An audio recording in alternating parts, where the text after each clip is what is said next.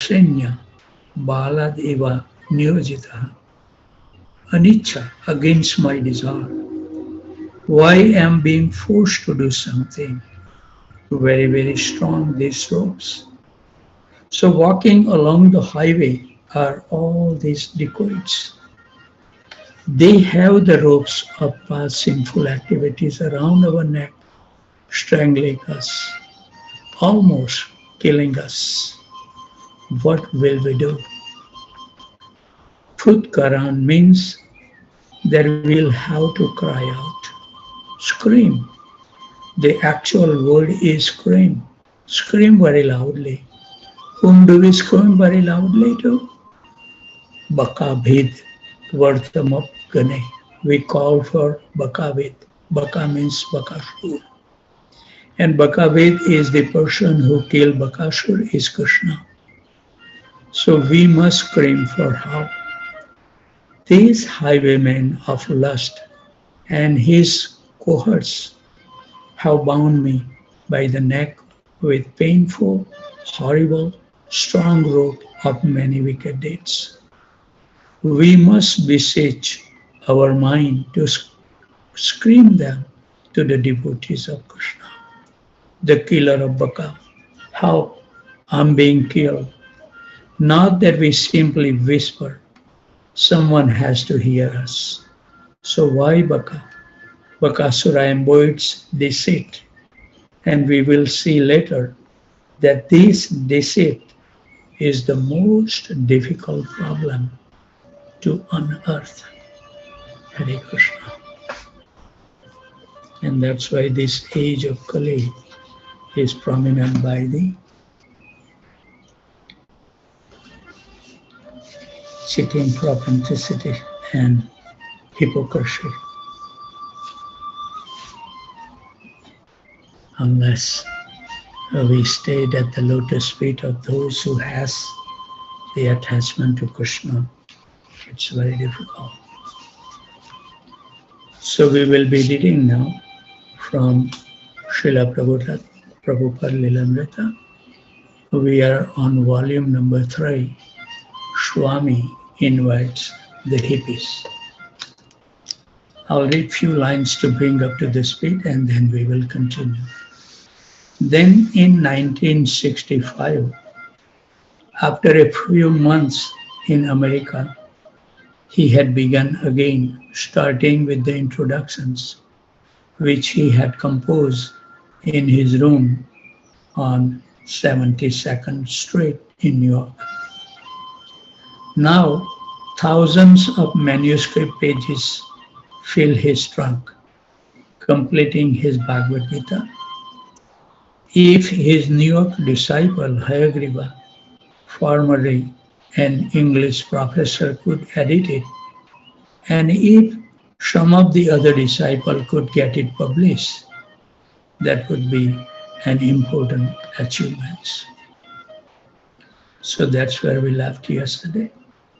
But publishing books in America seems difficult, more difficult than in India.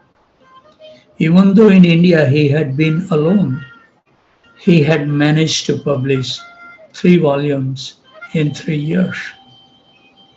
Here in America, he had many followers, but many followers mean increased responsibilities, and none of his followers as yet seemed seriously inclined to take up typing, editing, and dealing with the American businessman. Yet, despite the dim prospect for publishing his Bhagavad Gita, Srila Prabhupada had begun translating another book, Chaitanya Charitamrita, the principal Vaishnava scripture on the life and teachings of Lord Chaitanya. Putting on his reading glasses, Prabhupada opened his book and turned on the dictating machine. He studied the Bengali and Sanskrit texts, then picked up the microphone, flicked the switch to record, flashing on small red light, and began speaking. quote, while the Lord was going, chanting and dancing, unquote. In parenthesis, he spoke no more than a phrase at a time, flicking the switch, pausing, and then dictating again. Parenthesis over. Thousands of people were following him, and some of them were laughing, some were dancing, and some singing. Some of them were falling on the ground, offering obeisances to the Lord, speaking and pausing, clicking the switch on and off. He would sit straight, sometimes gently rocking and nodding his head as he urged forward his words. Or he would bend low over his books, carefully studying them through his reading glasses. An hour passed and Prabhupada worked on. The building was dark except for Prabhupada's lamp and quiet except for the sound of his voice and the click and hum of the dictating machine. He wore a faded peach turtleneck jersey beneath his grey wool chadar. And since he had just risen from bed, his saffron dhoti was wrinkled. Without having washed his face or gone to the bathroom, he sat, absorbed in his work, at least for these few rare hours. The street and the Radha Krishna temple were quiet. So they'd give answer that even chanting devotee asked that do we have to take a bath in the morning before we chant? It's not needed. But it's up to individual person, their choices. This situation with the night dark, the surrounding quiet and him at his transcendental literary work was not much different from his early morning hours in his room at the Radha Damodar temple in Vrindavan. There, of course, he had no dictating machine, but he had worked during the same hours and from the same text, Chaitanya Charitamrita. Once he had begun a verse-by-verse translation with commentary, and another time he had written essay on the text. Now, having just arrived in this corner of the world, so removed from the scene of Lord Chaitanya's pastimes, he was beginning the first chapter of a new English version of Chaitanya Charitamrita. He called it Teachings of Lord Chaitanya. He was following what had become a vital routine in his life, rising very early and writing the Parampara message of Krishna consciousness. Putting aside all other consideration, disregarding present circumstances, he would merge into the timeless message of transcendental knowledge. This was his most important service to Bhakti Siddhanta Saraswati.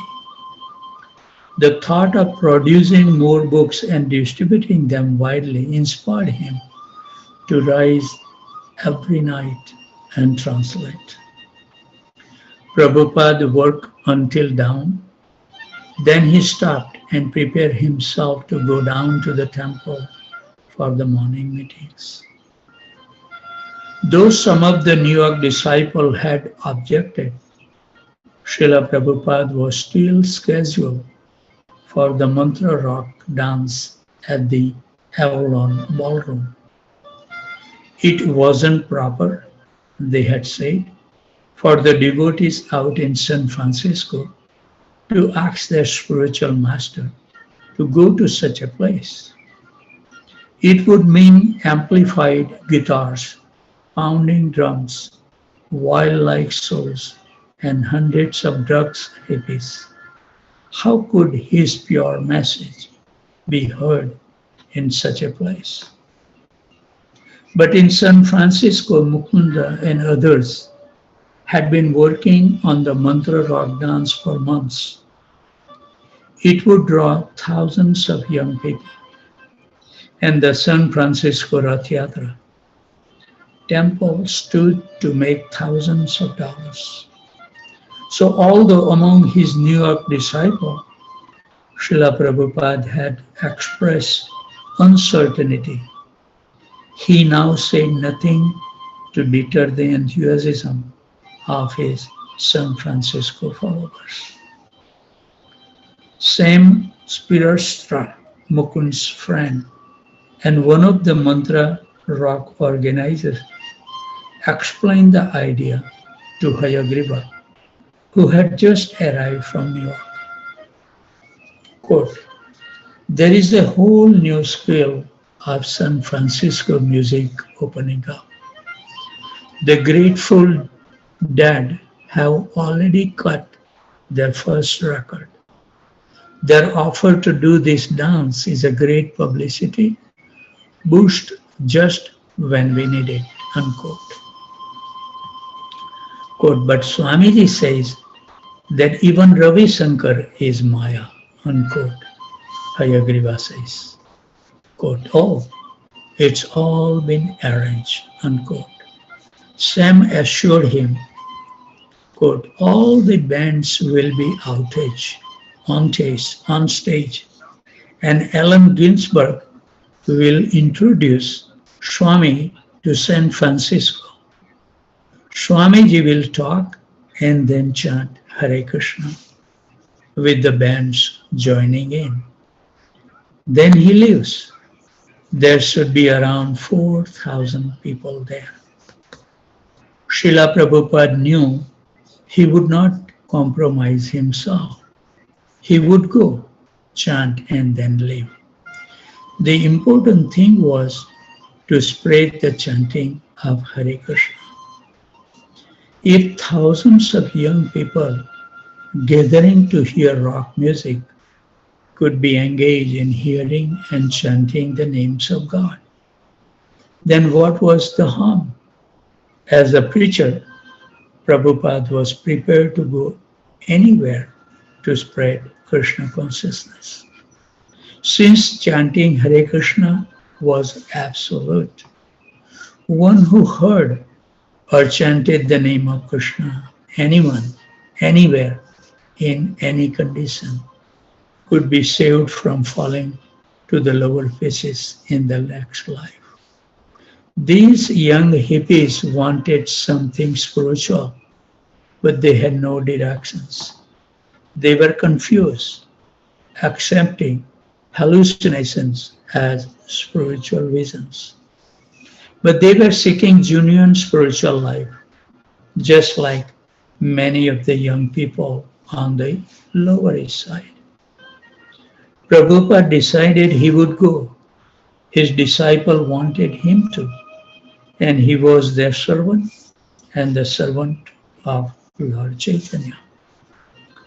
Mukunda, Sam, and Harvey Cohen had already met with rock entrepreneur Chet Hams, who had agreed that they could use his Avalon ballroom and that if they could get the bands to come, everything above the cost for the groups, the security, and a few other basics would go as profit for the San Francisco Radha Krishna temple. Mukunda and Sam had then gone calling on the music groups, most of whom lived in the Bay Area, and one after another, the exciting new San Francisco rock bands, the Grateful Dead, Moby Grape, Big Brother, and the Holding Company. Jefferson Airplane, Quicksilver Messenger Service, had agreed to appear with Swami Bhaktivedanta for the minimum wage of $250 per group. and Allen Ginsberg had agreed. The lineup was complete. In San Francisco, every rock concert had an art poster, many of them designed by the psychedelic artist called Mouse. One thing about Mouse posters was that it was difficult to tell where the letters left off and the background began. He used dissonant colors that made his poster seems to flash on and off. Borrowing from this tradition, Harvey Cohen had created a unique poster, Krishna Consciousness Comes West, using red and blue concentric circles and a candid photo of Swamiji smiling in Thompson Square Park. The devotees put the poster up all over the town. Hayagriva and Mukunda went to discuss the program for the mantra rock dance with Allen Ginsberg. Allen was already well known as an advocate of the Hare Krishna Mahamantra. In fact, acquaintances would often greet him with Hare Krishna when he walked on the High Street. And he was known to visit and recommend that others visit the Radha Krishna temple. Hayagriva, whose full beard and long hair revealed Allen's, was concerned about the melody Allen would use when he chanted with Swamiji. Quote, I think the melody you use, unquote, Hayagriva says, is too difficult for good chanting. Maybe, Allen admitted, but that's the melody I first heard in India.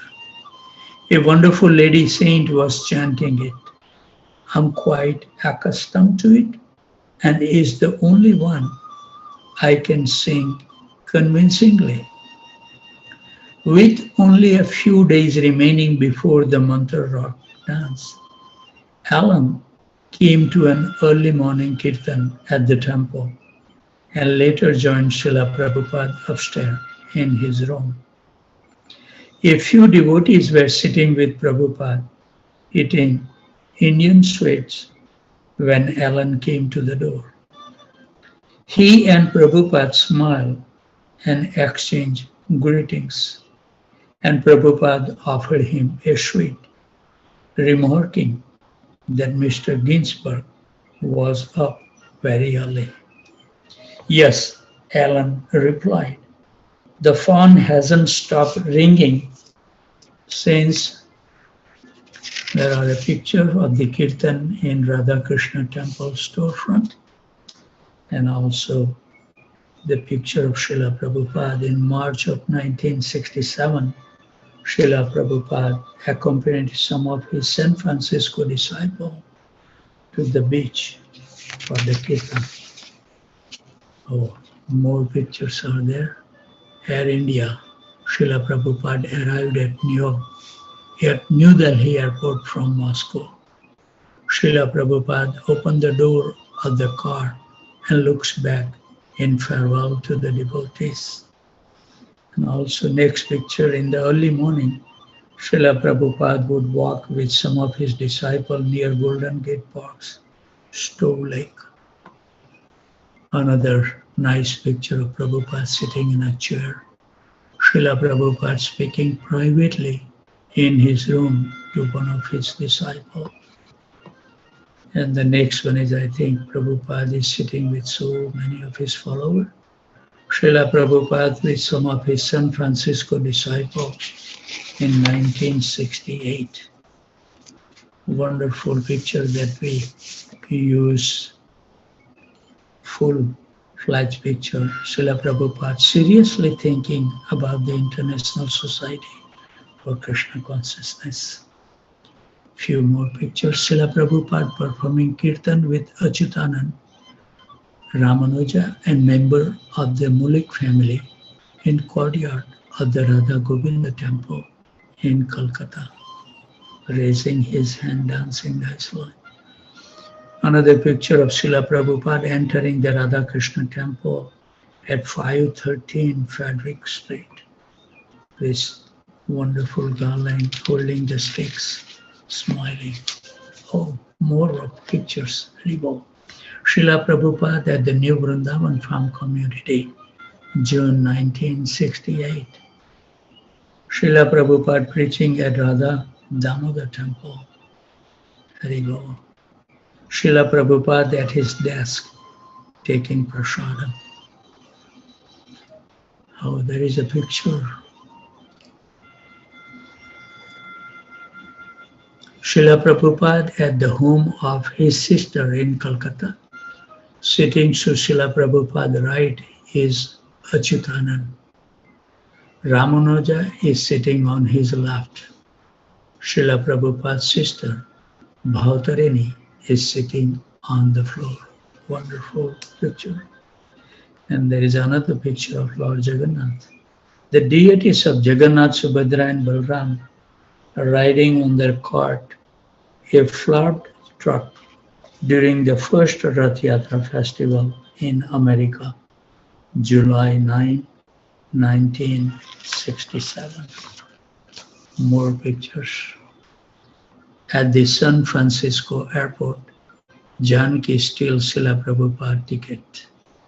She's talking, bending down, and Prabhupada is smiling. Very well. So nice. There is a newspaper clip picture. Swami visit a seminary. Srila Prabhupada spoke to member of the Yatra Technological Union. There is a wonderful picture on the steps. Srila Prabhupada and few disciples coming out of the temple building. Must have many, many steps. Chanting in Golden Gate Park. Haribo. Next picture is with couple of disciples and Prabhupada holding the book in his hand. Srila Prabhupada encouraged his disciple to paint devotional painting. A devotee showing his painting to Srila Prabhupada. Next picture, Srila Prabhupada watching painting of Krishna and his pastimes. For more pictures, Srila Prabhupada was guiding his disciple all over the world by writing letters to them regularly. How much time Prabhupada must have spent. Srila Prabhupada viewing Radha Govinda, the Mulik family deity in Calcutta. Srila Prabhupada, prominent picture that we have been very familiar. Srila Prabhupada actively preaching in San Francisco, closing his eyes, right hand with the fist. Bhagavatam class. Other pictures, Srila Prabhupada visiting a farmhouse with devotees.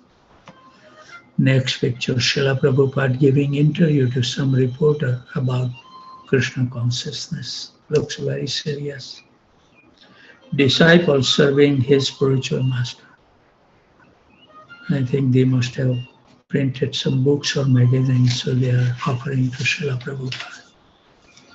Next picture, Srila Prabhupada with devotees on the street of San Francisco. Haribol. Two more pictures. One is Srila Prabhupada taking his seat. He led kirtan and then chanted one round of a Japa with devotees.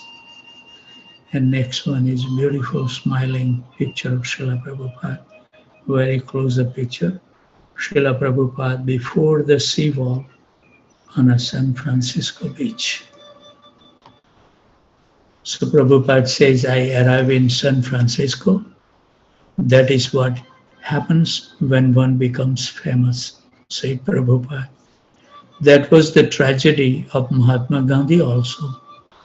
Wherever he went, thousands of people would crowd about him, chanting, Mahatma Gandhi ki jai, Mahatma Gandhi ki jai. The gentleman could not sleep. Well, at least it got me up for Kirtan this morning, said Alan. Yes, that is good. The conversation turned to the upcoming program at the Avalon Ballroom. Quote, don't you think there is a possibility of chanting a tune that would be more appealing to Western ears? Unquote, Alan asked. Quote, any tune will do, unquote, said Prabhupada. Quote, melody is not important. What is important is that you will chant Hare Krishna. It can be in the tune of your own country.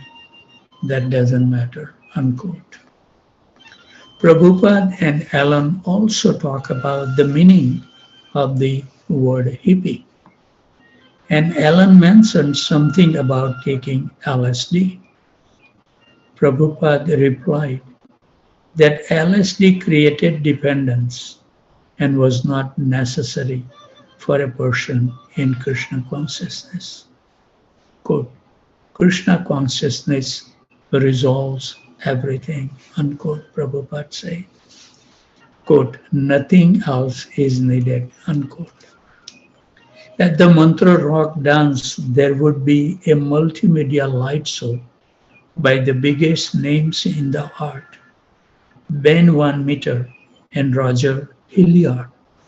Ben and Roger were expert at using simultaneous strobe lights, film and slideshow to fill an auditorium with optical effects reminiscent of LSD visions. Mukunda had given them many slides of Krishna to use during the kirtan. One evening, Ben and Roger came to see Swamiji in his apartment.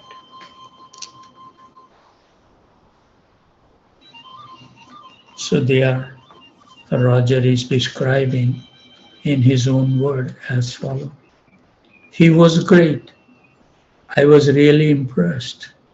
It wasn't the way he looked, the way he acted, or the way he dressed, but it was his total being.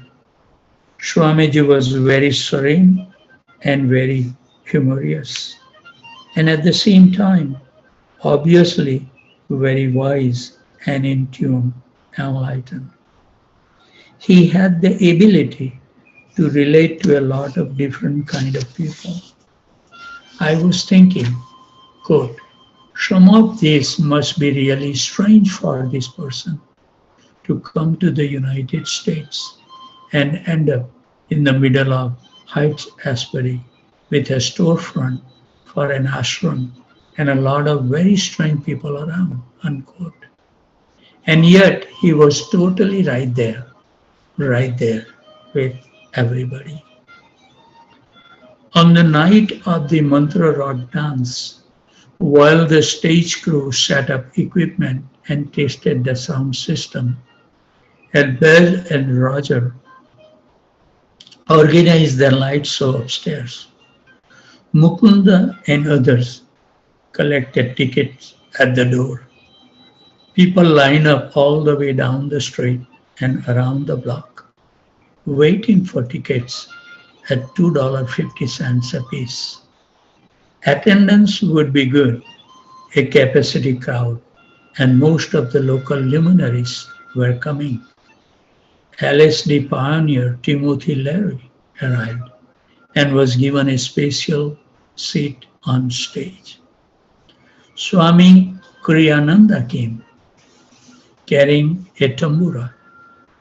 A man wearing a top hat and a suit with a silk sash that said San Francisco arrived, claiming to be the mayor. At the door, Mukunda stopped a respectably dressed young man who didn't have a ticket. But then someone tapped Mukunda on the shoulder, quote, let him in, it's all right. He is housely, unquote. Mukunda apologized and submitted, allowing Augustus Osley Stanley too folk hero and famous synthesizer of LSD to enter without a ticket. Almost everyone who came wore bright or unusual costumes, tribal robes, Mexican ponchos, Indian kurtas, God's eyes, feathers, and beads. Some hippies brought their own flutes, lutes, gourds, drums, rattles, horns, and guitars. The Hells Angels, dirty hair, wearing jeans, boots, and denim jacket, and accompanied by their women, made their entrance, carrying chains, smoking cigarettes, and displaying their regalia of German helmets, emblem, emblems, and so on. Everything but their motorcycles, which they had parked outside. So I think we have read the time. We should be punctual. Sorry, today somehow or other I was late 2 minutes in my meditation. Somehow or other I didn't keep up my eye with the clock. So sorry for that. And before the devotee leave, we would like to offer our humble obeisances at the desk of their feet for their kindness to join and support. Vanchukalpatarubhasya Kipasindubhaivacha Patitanam Pavane Vaishnavebhyo Namo Namaha. Thank you very much for joining every morning and giving the support so we can become addicted to chanting the holy name. That should be the goal of our life. Constantly chanting the holy name will give us little hope that we may be able to get the mercy of the holy name, and we'll get in next life a wonderful situation where we can complete our mission. Who knows how many lives time we have to come to this rotten material world, and every time we come it will be more difficult to practice.